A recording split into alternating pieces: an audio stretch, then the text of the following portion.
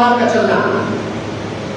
لیکن وہ فرماتے ہیں کہ جیسے ہی میں نے یہ کلمات اپنی زبان سے نکالے تو پھر میرا جسم ساکت ہو گیا کہ میں یہ کیا کر بیٹھا ہوں. یہ میں نے کیسا اشارہ دے دیا ہے ان یہودیوں کو. یہ تو میں نے اللہ اور اللہ کے رسول کے ساتھ خیانت کر دی ہے. چنانچہ پھر اللہ تبارک و تعالیٰ رب العزت نے قرآن کریم کے اندر یہ آیت کریمہ میں خطبہ میں بھی پڑھی کہ یا ایھا الذین آمنوا لا تخونوا اللہ والرسول وتخونوا اماناتکم وانتم تعلمون.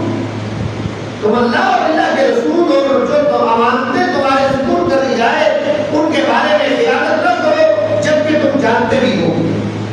چنانچہ آپ رضی اللہ تعالیٰ عنہ حزین غمگین ہوتے ہوئے سیدھا مسجد نبوی میں گئے اور وہاں جا کر ایک ستون کے ساتھ ان کو باندھ دیا ندامت کے بعد کہ میں جب تک میری توبہ قبول نہیں ہوگی تب تک میں جو ہے یہاں سے آزاد نہیں ہوگا.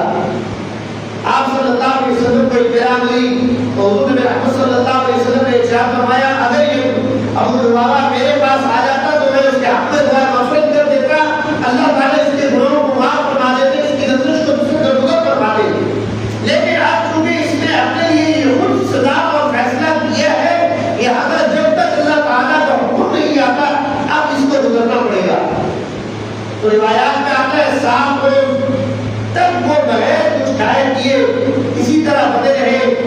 ان کی بیمار آتی ان کو قضاء حاجت کے لیے اور نماز کی ادائیگی کے لیے کھول دیتی پھر باندھ دیے جاتے. یہاں تک کہ ایک روایت کے مطابق 7 روز اور دوسری روایت کے مطابق 15 روز تک سکون کے ساتھ بنے رہنے کی نتیجہ میں آپ رضی اللہ تعالیٰ عنہ بے ہوش ہو کر بھوک کی وجہ سے نڈھال ہو کر گر گئے اور اللہ